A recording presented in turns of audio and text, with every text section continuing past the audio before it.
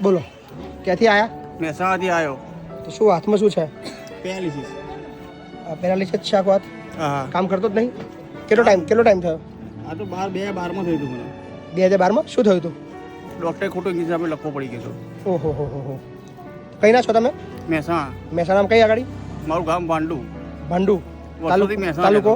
જિલ્લો મહેસાણા. તાલુકો મહેસાણા કે એવું? જિલ્લો મહેસાણા. બરાબર. શું નામ શું તમારું? નિલેશ બારોટ. નિલેશભાઈ બારોટ. કોણ છે તમારા ફેમિલીમાં? કોણ છે? મમ્મી છે, મોટો ભાઈ છે. મોટો ભાઈ રાખતો નહીં. મમ્મી પણ આવવાની જ પછી અહીંયા આગળ. પહેલાં કે તું સેટ થઈ જાય પછી મમ્મી પણ આવશે. અચ્છા, મમ્મી બી આવવાની છે. તો તમે શું કામ શું કરતા હતા? હું એટીએમમાં નોકરી તો બેંક ઓફ બરોડામાં સિક્યુરિટી બરાબર. ગાર્ડમાં હતો. એ પછી નોકરીઓ છૂટા કરે ઓનલાઈન થયું, કેમેરા પર છૂટા કરી દીધા. અચ્છા, છૂટા કરી દીધા. રખડું છું. કેટલા દિવસથી રખડતા હતા? અત્યારે હું 6 મહિનાથી રખડું છું બહાર. તો હમણાં 2-4 દિવસ ક્યાં હતા છેલ્લા? હું મહેસાણા હતો ભાઈબંધના ઘરે. એક મારો ભાઈબંધ હેન્ડીકેપ છે ને 2 પગે, એનું ઘર છે 3 માળનું. એટલે હું એની સેવા કરતો, એના ઘરે રહેતો હતો.